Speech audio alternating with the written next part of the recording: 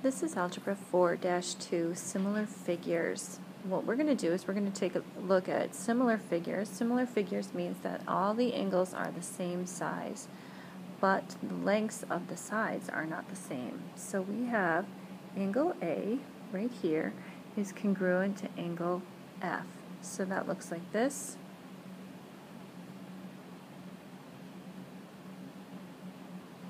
We have angle B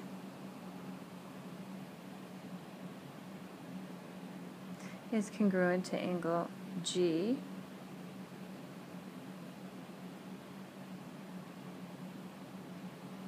And finally we have angle C is congruent to angle H. Now to be completely accurate here, we're going to make 3 little dash marks on this one. We're going to go back to this and make 2 here, so each one is obviously paired up with the corresponding angle, and that's what they're called, they're corresponding angles. Because of those congruent angles, something is true about the sides. We can actually set up proportions or ratios. So what we're going to do is we're going to take side AB right here. Let's use orange. We're going to take this side right here, AB,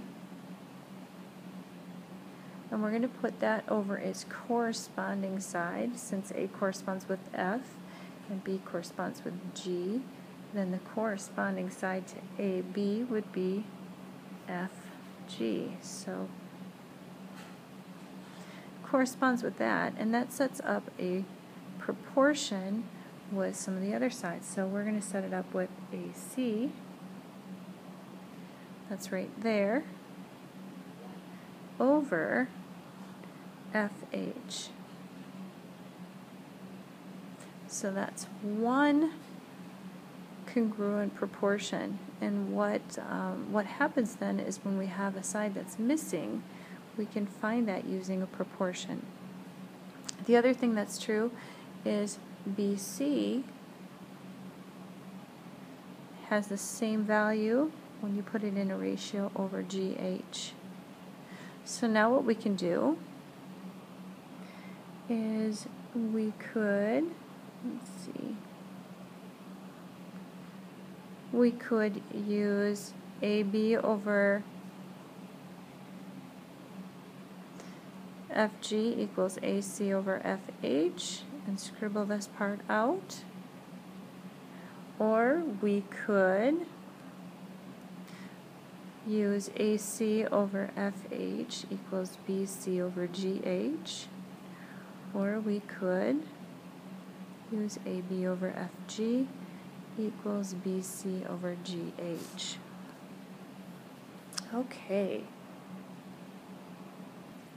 Okay, here's another set of similar triangles, and this is example 1 from your book on page 190. If you want to take a look at it. And what we're going to do is we're going to label these. So I have 21 centimeters is this side, and 18 centimeters is over here, and this is 15 centimeters. And the pink triangle, let's put that in purple. This is going to be X and 10 centimeters. Now, if you can see, we're going to label these as well. So let me just do this quickly. We have A, B, C, and over here we have D, E, F, and it tells us in the problem that triangle ABC is similar to triangle DFE. Now what that tells me is that A corresponds with D, B corresponds with F, and C corresponds with E. Now that's going to help us figure out what sides match up. Now sometimes, like this one's pretty obvious which one goes with which. But what we're going to do is, sometimes it's not that obvious. So let's go ahead and set up our ratios. If I have A over C corresponds with DE, that ratio with our real numbers is 21 over X. And then I'm going to set up AB over DF, and that ratio is 15 centimeters over 10 centimeters.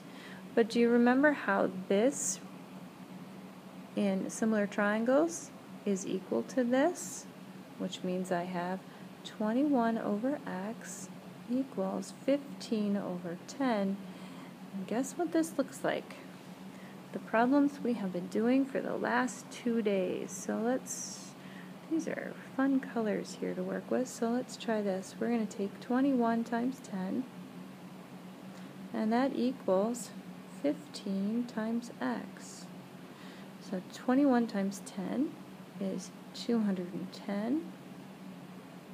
That equals 15X. So when I karate chop this problem and divide by 15, I find X is equal to 14 centimeters.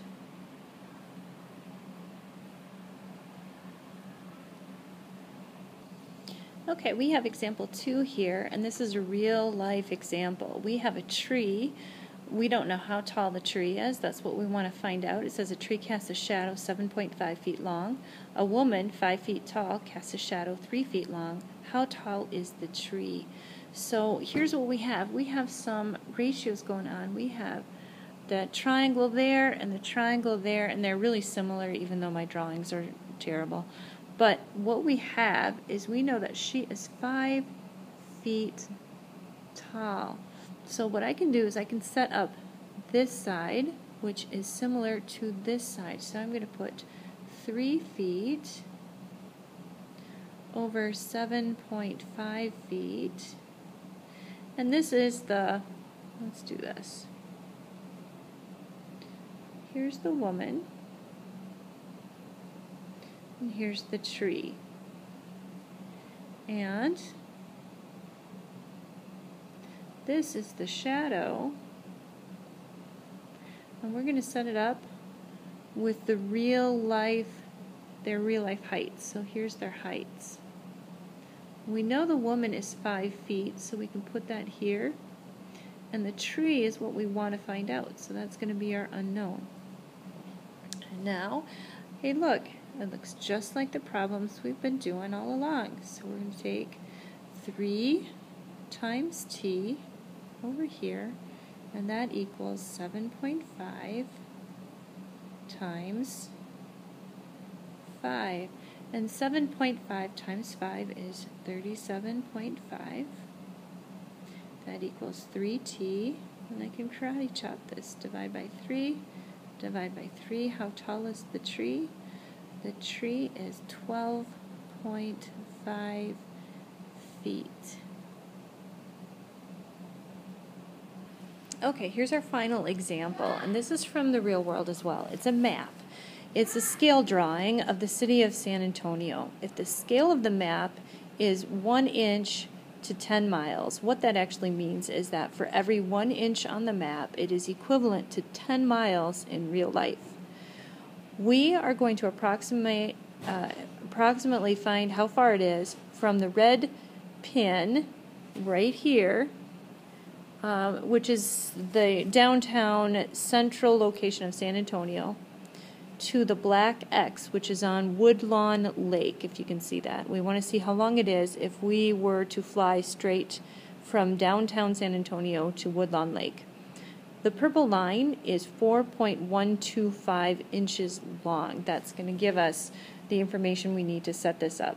So again, just like we're doing all the time, we're going to set this up in a proportion because this is the easiest way to solve a problem. So we're going to take our scale and set that up as a ratio. 1 inch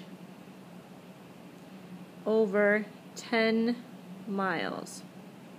So what we have is the numerator is going to be our scale, our not real, our map, and the denominator is going to be real life.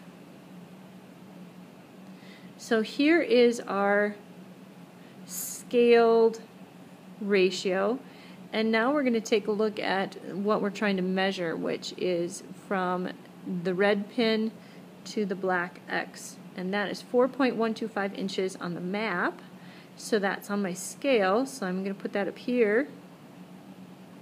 Note that these two have the same label. You have to have the same label or it's not going to work out for you. Always have the same label.